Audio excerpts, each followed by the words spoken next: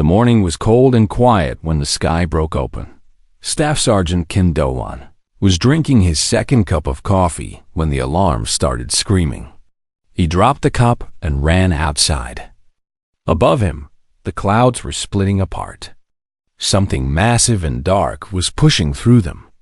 It was not an airplane. It was not anything he had ever seen before. The ship was the size of a small city. It hung in the air like it weighed nothing at all. Smaller ships began falling from its belly like raindrops. They fell toward Seoul. They fell toward the mountains.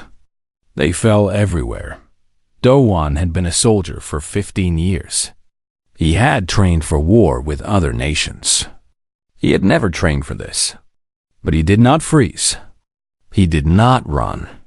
He grabbed his radio and started giving orders. His squad was small. 12 soldiers. They were stationed near a mountain pass that led to the capital. If anything wanted to reach Seoul from the north through this route, it would have to go through them first. Private Yoon Ji-soo was the first to reach him. She was 21 years old and handled communications. Her hands were shaking, but her voice was steady. She asked him what was happening. He told her the truth. He did not know. But they were soldiers, and soldiers hold their ground. The alien ships landed 3 kilometers away. Do-won watched through his binoculars as the doors opened. The creatures that walked out were tall. They stood almost 3 meters high. Their skin was gray and thick like armor. They carried weapons that glowed with blue light. They moved in perfect formation, hundreds of them, and they began marching toward the mountain pass. Corporal Park Sun-ho set up the machine gun position. He was a quiet man who rarely smiled. He had a wife and a baby daughter back in Daegu. He looked at Do-won and asked a simple question. "Do we fight?" Do-won nodded. They fight. The first wave of aliens reached the pass at noon. They expected no resistance. For 10,000 years, the Valoran Dominion had conquered species across the galaxy. They had a simple method. They would show their power, and the primitive species would surrender. It always worked. Every single time. It did not work today. Sun-ho opened fire first. The machine gun roared and 3 aliens fell. The others stopped. They seemed confused. One of them raised a weapon and fired. The blue bolt hit the rocks near Jisoo, sending fragments everywhere. A piece cut her cheek. She wiped the blood away and kept relaying coordinates to command. The battle lasted 19 hours. Do-won did not count how many times they should have died. The aliens had better weapons. They had armor that stopped most bullets. They were stronger and faster. But they also made mistakes. They did not understand cover. They did not understand how humans could keep fighting after being wounded. They did not understand fear that does not stop you, but makes you fight harder.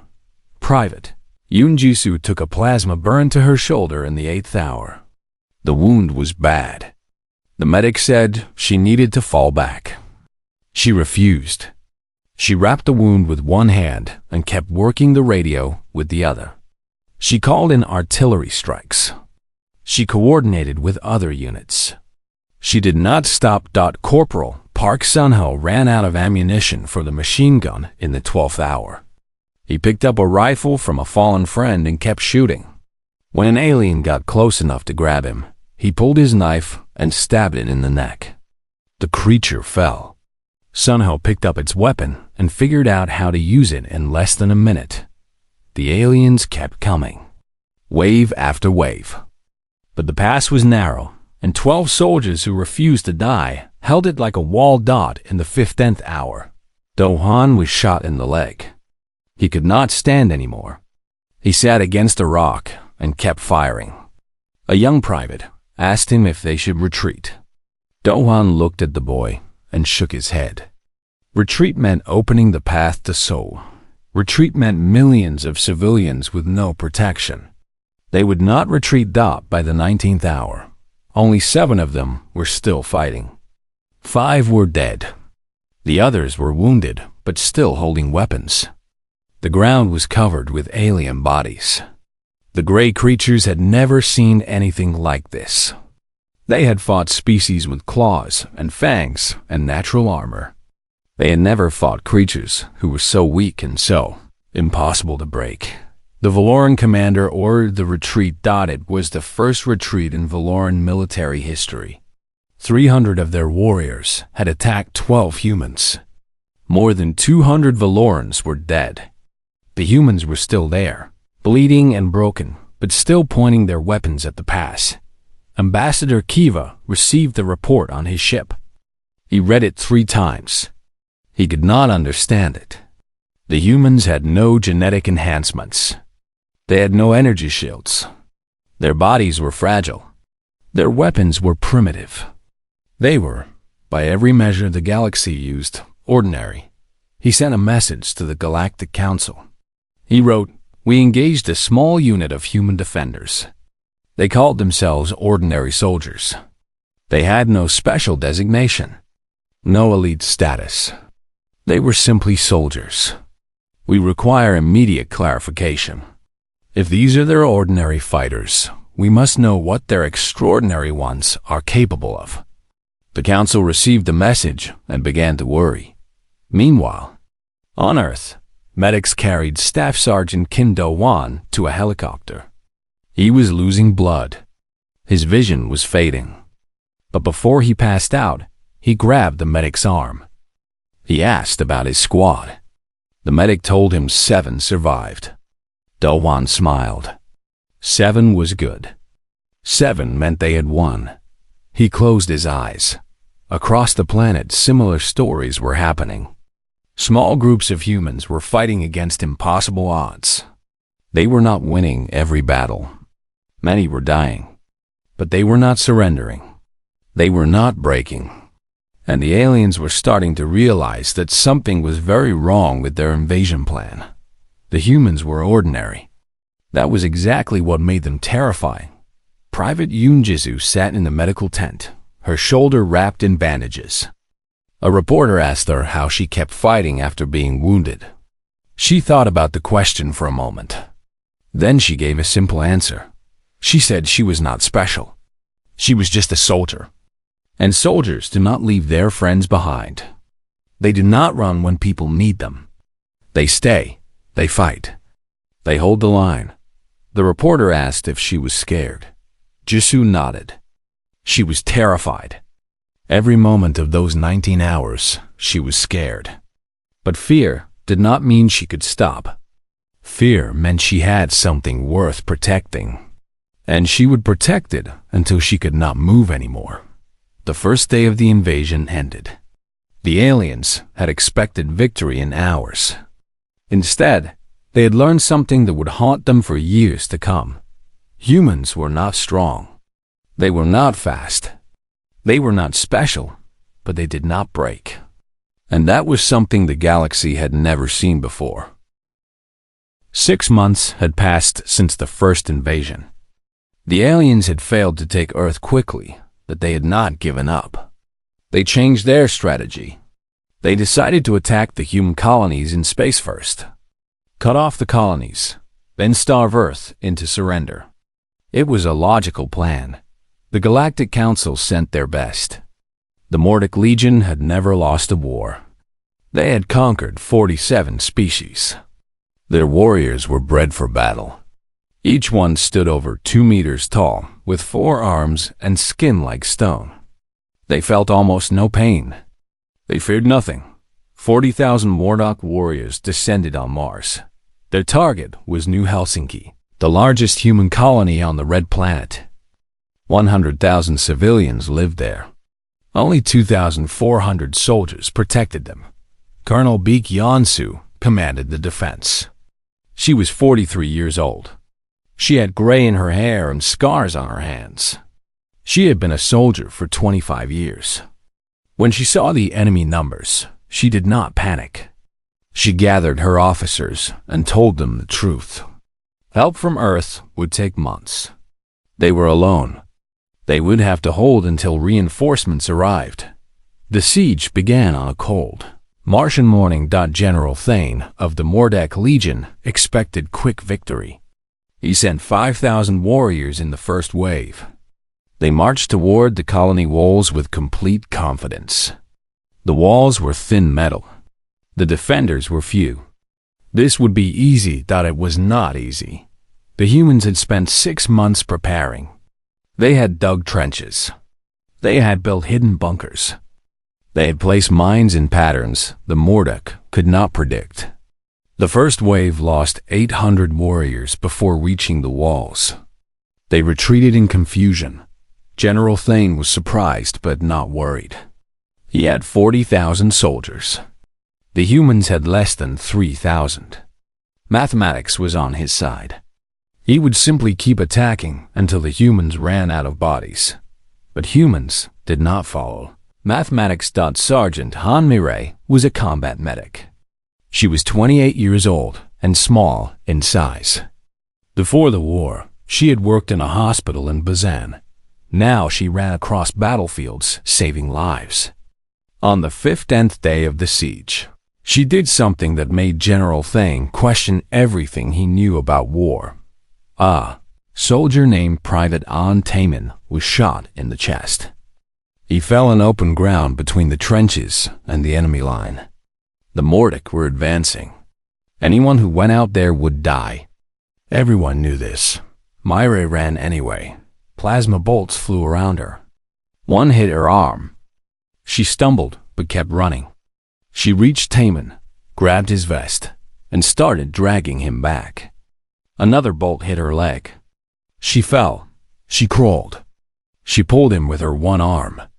The soldiers in the trenches provided covering fire, screaming at her to move faster.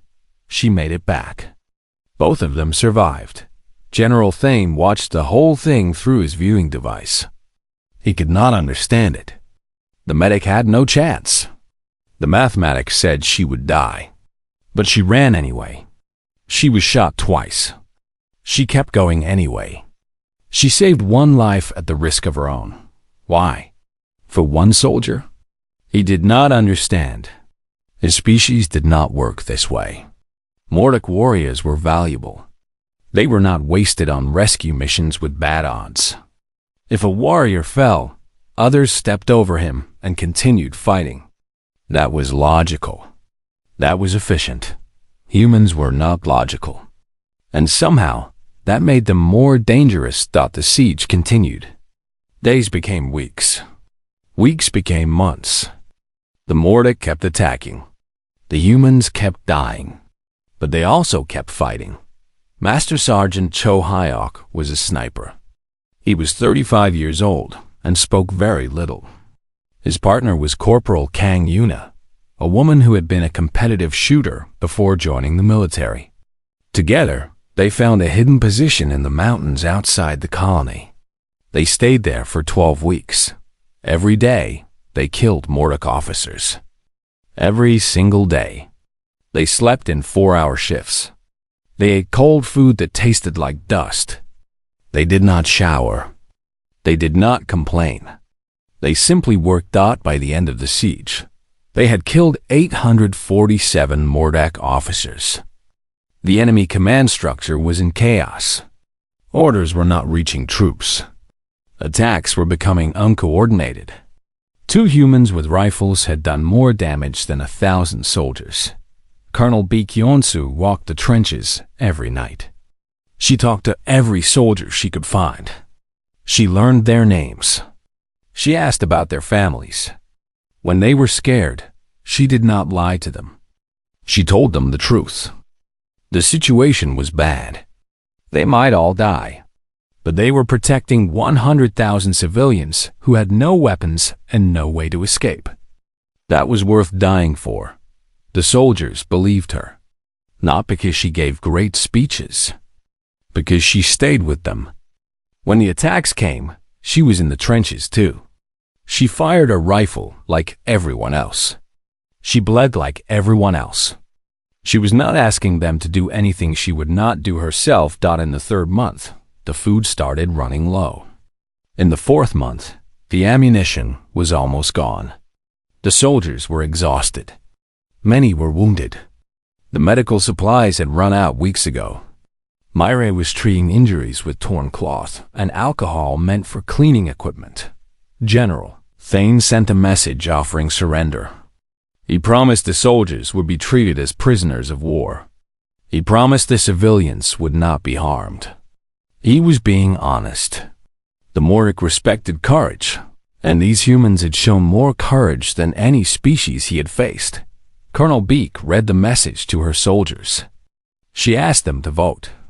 Every single soldier voted to keep fighting. Thane could not believe it. They had no food, no ammunition, no hope. Why would they vote to continue? The answer came from a young private named Song Jiwon. He was 19 years old. He had lied about his age to join the military. He said something simple that would be recorded in history books. He said that surrender meant trusting the enemy to keep their promise. But fighting meant trusting the soldiers next to him. He trusted his friends more than he trusted the aliens. So he would keep fighting. The reinforcements from Earth arrived on day 122 of the siege. 30 battleships broke through the Mordak blockade.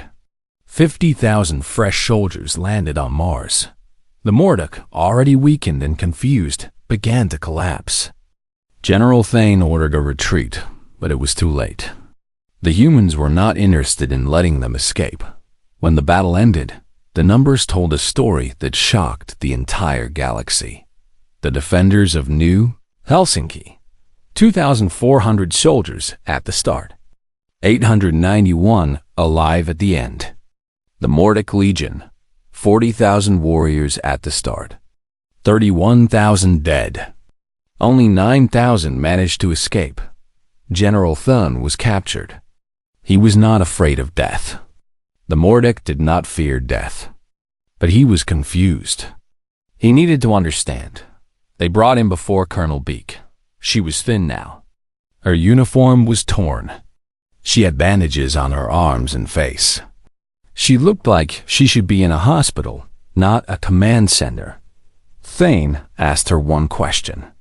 He asked what made human soldiers fight like this. They had no genetic modifications, no special abilities. They were ordinary by every standard. What made them refuse to surrender when surrender was logical?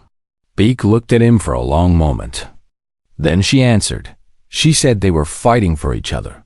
Not for land, not for resources, not for their government, for each other.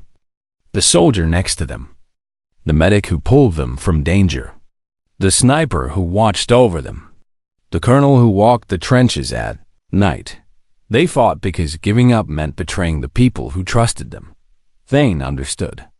And for the first time in his long life, he felt something new.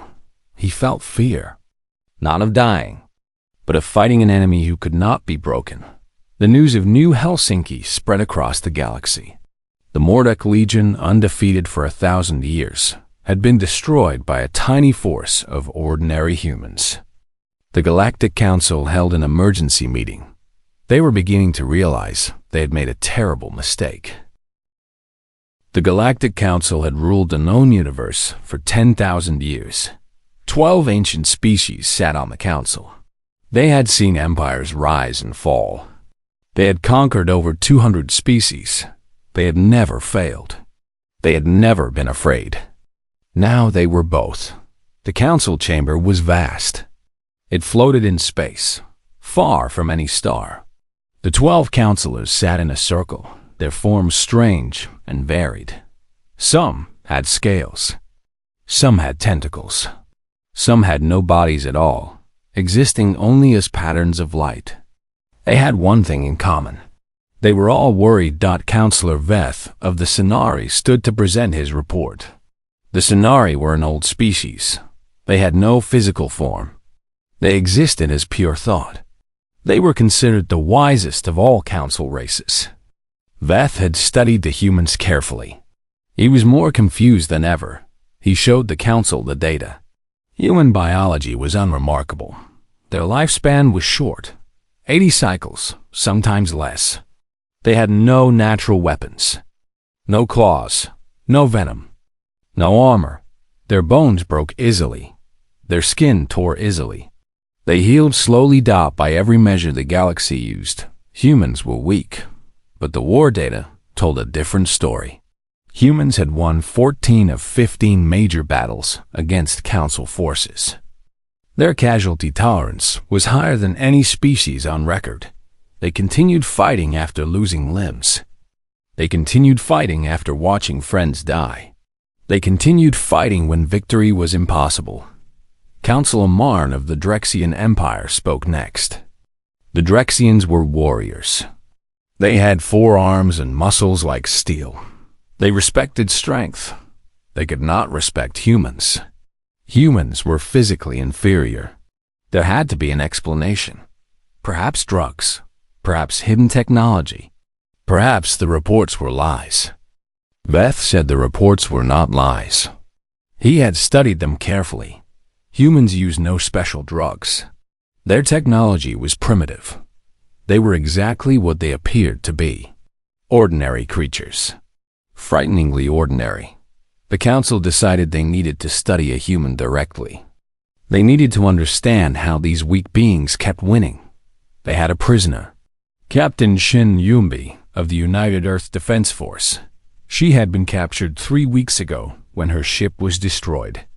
She had survived in an escape pod for 6 days before the Council ships found her. She was the highest-ranking human they had ever captured. For 3 weeks, the Council's best interrogator had questioned her.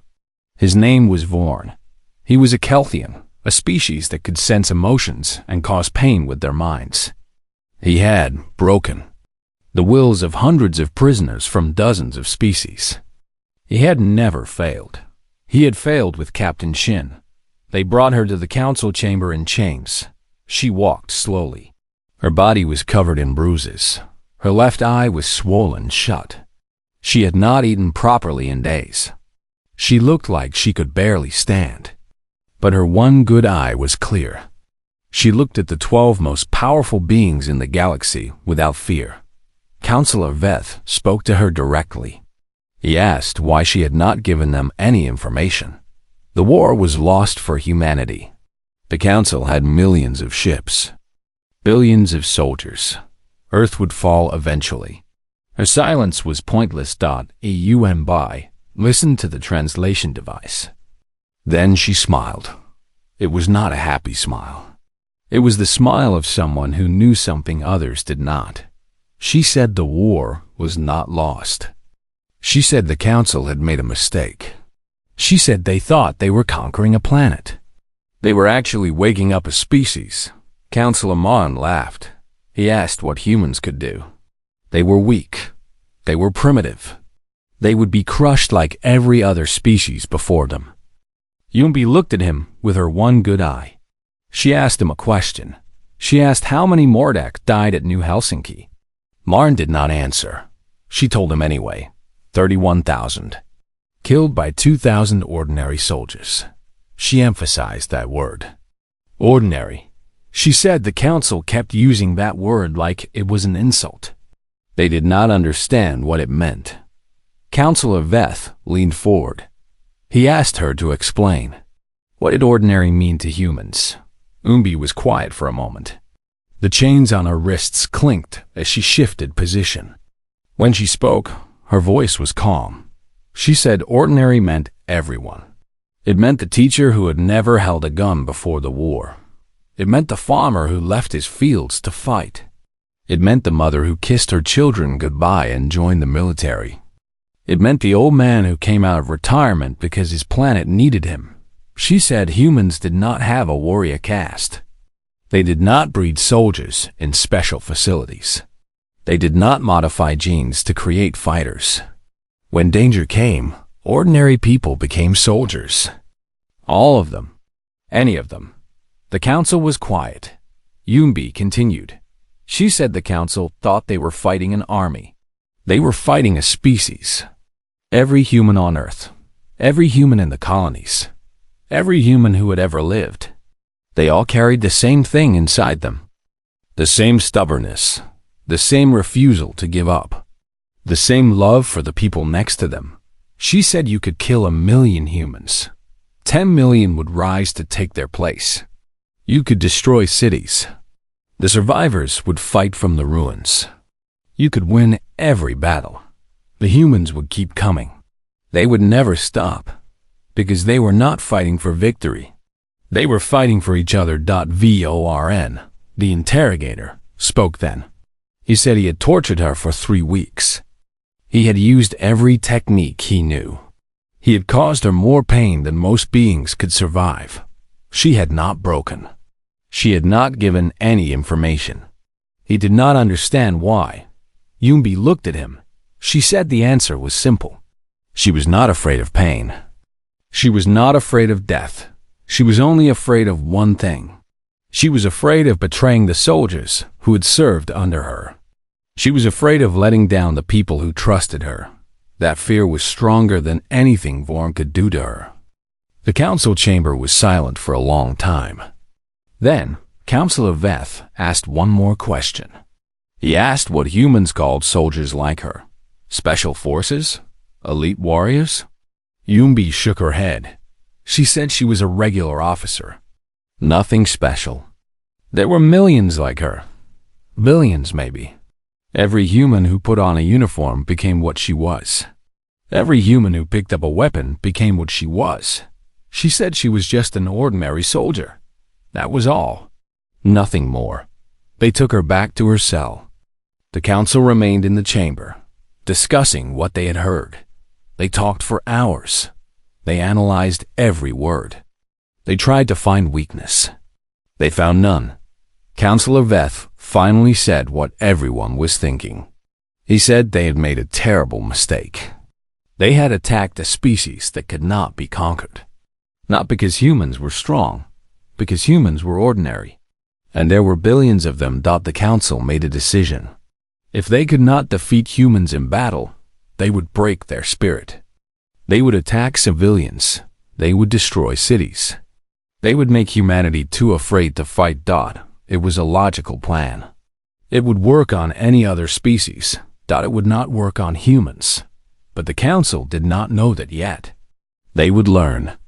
They would learn the hard way. In her cell, Captain Shin Yumbi sat in the darkness. Her body hurt. Her eye throbbed. She was hungry and tired and very far from home, but she was smiling. She had seen the fear in the counselor's eyes. They were beginning to understand. They had conquered 200 species. They had ruled for 10,000 years. But they had never met anything like humanity before. They were scared, and they should be. The burning of Bizon happened on a Tuesday morning. 12 million people lived in the city. They were going to work. Children were going to school. Old people were drinking tea in small cafes. Life was continuing even though there was a war in the stars. Humans were good at that. They kept living even when death was close. The council ships appeared without warning.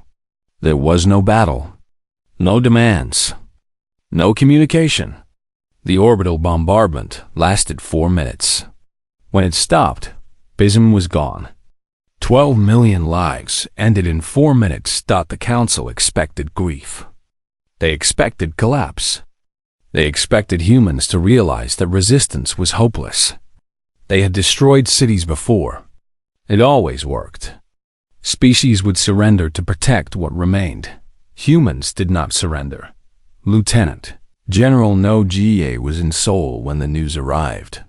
She was 51 years old. She had spent 30 years in the military. She had seen death before, but nothing like this.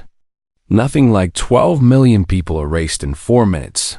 She watched the satellite footage in silence. Other officers were crying. Some were screaming.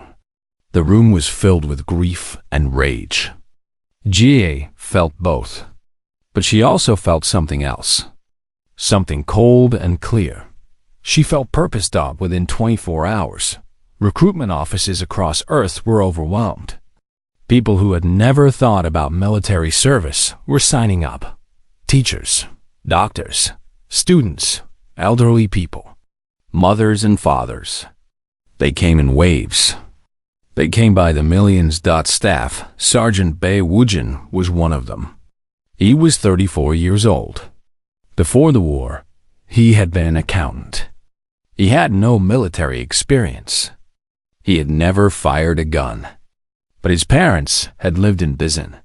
They were gone now. There was nothing left of them. Not even bones. He enlisted the same day. By the end of the week, he was in basic training. By the end of the month, he was a soldier. There were millions like him. The factories ran triple shifts. Ships that would have taken years to build were finished in months. Weapons poured out of production lines day and night. An entire planet was transforming itself into a war machine. Lieutenant General Mo Jia was given command of the 1st Expeditionary Force. Her orders were simple. Take the war to Council Space. Make them understand that attacking Earth had consequences. Her fleet was small by galactic standards. 112 ships. 50,000 soldiers. The Council had millions of ships and billions of soldiers. The mathematics said this mission was suicide. But mathematics had been wrong about humans before. The fleet launched 6 weeks after Bizin. As they left Earth's orbit, every soldier received the same message from General Jia. She did not give a long speech. She said only a few words. She said they were not going to war for victory. They were going for Bizin, for every name that would never be spoken again, for every child who would never grow up, for 12 million ordinary people who had been killed for no reason except to spread fear. She said the Council wanted humanity to be afraid. She said they would teach the Council what fear really meant. The Battle of Sonari Prime would be studied by military historians for centuries. It should have been impossible. The Sonari had 300 ships defending their homeworld. Jia had 112. The Sonari had orbital defense platforms and ground-based weapons. The humans had nothing but soldiers. Jia did not attack the ships directly. That would be suicide. Instead, she did something the Sonari never expected. She ignored the fleet entirely. Her ships dove straight toward the planet, taking massive damage, losing 20 vessels in the first 5 minutes. But the rest broke through the defensive line. They were not there to destroy the Sonari fleet. They were there to land soldiers. Staff Sergeant Bei Wujin was in the first wave of drop pods. He had been a soldier for only 2 months. He was terrified. His hands were shaking. The pod around him screamed as it fell through the atmosphere. Other pods were exploding in the sky. He could hear people dying over the radio. But he thought about Bizin. He thought about his parents. And his fear became something else. Something useful. The pods landed on the outskirts of the Sonari capital. The ground forces were supposed to secure a beachhead and hold it until more troops could land. Intelligence said they would face light resistance. Intelligence was wrong. 20,000 Sonari warriors were waiting for them. Wujin's platoon was 40 soldiers. They landed in the middle of the enemy position. Within minutes, half of them were dead. The rest took cover behind their destroyed pods and started fighting. They held that position for 72 hours. No sleep. No resupply. No hope of reinforcement. Plasma bolts flying constantly. Friends dying one by one. Wujin fired his rifle until it overheated.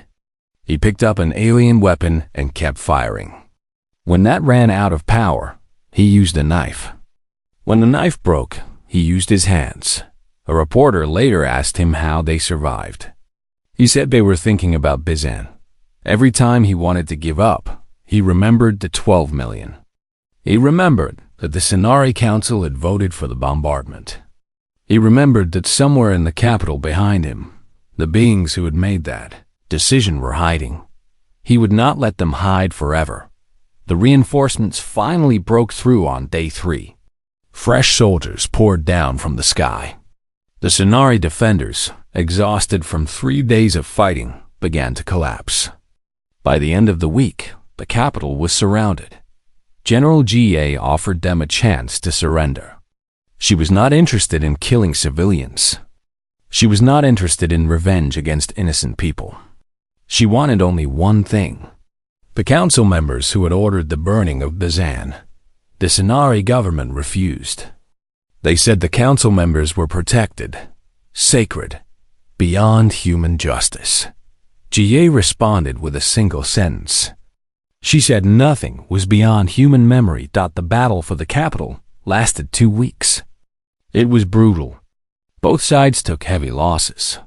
But the humans did not stop. They could not stop. Every soldier in that army had lost someone at Bizan, a friend, a family member, a lover. They were fighting for Ghost. On the final day, they found the council members hiding in an underground bunker. There were 12 of them. They were not warriors. They were politicians. Beings who made decisions from safe rooms while others died. Wojin was one of the soldiers who entered the bunker. He looked at them. 12 beings who had killed 12 million people with a single vote. They were scared now. They were begging for mercy. They said they were just following orders. They said they had no choice. Wojin thought about his parents. He thought about his childhood home that no longer existed. He thought about all the ordinary people who had died that Tuesday morning. He did not kill them. That was not his decision to make. He secured them for transport. They would face trial. They would face justice. The human way. But as he led them out, he said one thing. He said humanity would not forget. Not today. Not in 100 years. Not ever. Bizan was burned into their memory forever. And every species in the galaxy would learn that attacking human civilians had consequences. The news of Sonari Prime spread across the galaxy. The council had attacked a human city. The humans had responded by invading a council homeworld. They had fought with impossible determination. They had won against superior numbers. The council realized something terrible. They had not broken human morale by destroying Bizan. They had done the opposite. They had united a species in rage. They had created an enemy that would never stop fighting. Other species began to notice. Some of them had been conquered by the council long ago. They started to whisper, if the humans could fight like this, maybe others could too. Maybe the council was not as powerful as everyone thought. The war was changing. And it was only the beginning. The war lasted 7 years. 7 years of battles. 7 years of death. 7 years of humans refusing to stop no matter what the council threw at them. Every time the council thought they had won, the humans came back stronger. Every time they destroyed a fleet, humans built 3 more. Every time they killed 1,000 soldiers, 10,000 more enlisted. The council tried everything.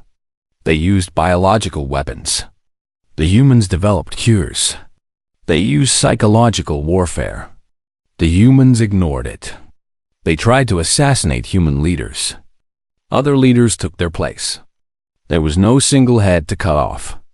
There was no vital weak point. Humans were like water. They filled every gap. They flowed around every obstacle. They could not be stopped. In the 6th year of the war, the council lost their first homeworld. In the 7th year, they lost 4 more. Species that had been conquered centuries ago were rising up. They had seen humans fight. They had seen that the council could be beaten. The rebellion spread across the galaxy. The Galactic Council, rulers of 10,000 years, sent a message to Earth. They wanted peace. The negotiations took 3 months. Humans demanded everything. Full withdrawal from human space. Recognition of human sovereignty. Reparations for Bizan and every other attack. Release of all prisoners. The council agreed to all of it. They had no choice. The signing ceremony was held on Earth, in Seoul, in the same city where the first aliens had landed 7 years ago. The same city that Staff Sergeant Kim Do-han had defended with 12 soldiers and stubborn courage. Counselor Veth of the Sonari came in person. He was the oldest member of the council. He had been there when the decision to invade Earth was made. He had watched everything that happened after. He had a question that had haunted him for 7 years. He needed an answer before he died. The human delegation was large: generals, politicians, scientists, but Veth was not interested in any of them. He asked to speak with an ordinary soldier, not a general, not a hero, just a regular soldier who had fought in the war. They brought him Sergeant Major Moon Sujin. She was 63 years old. She had enlisted at 18 as a private. She had fought in 37 battles across the war. She had been wounded 9 times. She had watched friends die more times than she could count.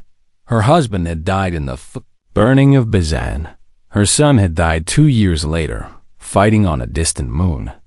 She had buried both of them. She had cried for them. Then she had picked up her rifle and kept fighting. She was not special. She had no medals for heroism. She had no famous victories. She was exactly what Veth had asked for. An ordinary soldier. Veth looked at her for a long time. She stood before him in her dress uniform, her hands at her sides, her eyes steady. She had scars on her face and gray in her hair. She looked tired. She did not look afraid. Veth asked his question. He asked why the council had feared humans. He said human soldiers had no enhancements, no genetic advantages. They were ordinary by every measure the galaxy used. What made them so terrifying? Sujin thought about the question. She had thought about it many times during the war. Every time she lost a friend. Every time she almost died. Every time she wondered why she kept fighting. She had an answer now. She said the council feared humans because they were ordinary. That was exactly the reason. Because humans had no elite warrior class. Because humans had no special soldiers bred for battle. Because any human could become what she had become. She said the council had conquered species with strong warriors. Species where only a few individuals could fight. Kill those warriors, and the species surrendered. It was simple. It was logical, but humans were different. Every human could fight. The teacher could fight. The farmer could fight. The mother could fight. The old man could fight. There was no warrior caste to destroy. There was no elite force to eliminate. Kill one human soldier, and another ordinary person would pick up the weapon. Veth listened in silence. Sujin continued. She said the council had killed her husband. Then they had killed her son. They thought this would break her. They thought grief would make her stop. It did the opposite. Grief made her stronger. Grief made her certain. Every human who lost someone became more determined to fight. Every death created 10 more soldiers. The council was not wearing humanity down. They were fueling humanity up. She said that was what ordinary meant. It meant endless. It meant everyone. It meant a species where the warrior was not born but made. Made by love, made by loss, made by the simple refusal to let the enemy win. Veth was quiet for a long time. Then he said something that surprised everyone in the room. He said he was sorry. He said he had voted for the invasion. He had thought humans were weak. He had thought they would surrender quickly. He had been wrong. More wrong than he had ever been about anything. He said the council had ruled for 10,000 years because they understood how to conquer. They understood strength. They understood force. They did not understand love. They did not understand stubbornness. They did not understand the simple, ordinary courage of people fighting for each other. He said humans had taught him something. He said the strongest force in the universe was not the biggest weapon. It was the small decision of an ordinary person to stand up and refused to give in. Sujin looked at him. Her eyes were old but not soft. She had seen too much for softness. But there was something in them. Not forgiveness. Not yet, maybe never. But understanding Dodd, she said the council had learned their lesson. She hoped they would remember it. She hoped they would never attack civilians again. She hoped they would never assume that ordinary meant weak, because ordinary people had families. Ordinary people had neighbors. Ordinary people had friends. When you hurt ordinary people, you created soldiers. Millions of them. Billions of them. An endless army of people with nothing left to lose and everything to remember. Veth nodded slowly. He said he understood now. He said the council would remember. The ceremony ended. The treaty was signed. The war was over. Sergeant Major Moon Sujin walked out of the building into the sole sunlight. The city was still standing. It had almost fallen 7 years ago. 12 soldiers had held a mountain pass and saved it. She thought about those 12 soldiers. Most of them were dead now. Dohan had survived but retired. Jisoo had become an officer. Sunho had been killed in the 3rd year of the war. She thought about her husband. She thought about her son. They would never see this peace. They had died so others could live in it. She thought about all the ordinary people who had fought and died. Teachers and farmers and mothers and fathers. Old men and young women. Rich and poor. Famous and unknown. All of them ordinary. All of them soldiers. That was humanity's secret. That was why the galaxy had learned to fear them. Not because humans were strong. They were not. Not because humans were special. They were not. But because every single human being carried the potential to become something dangerous. Something unstoppable. Something that would not break no matter what the universe threw at them. An ordinary soldier. Sujin took a deep breath. The air smelled like rain and flowers.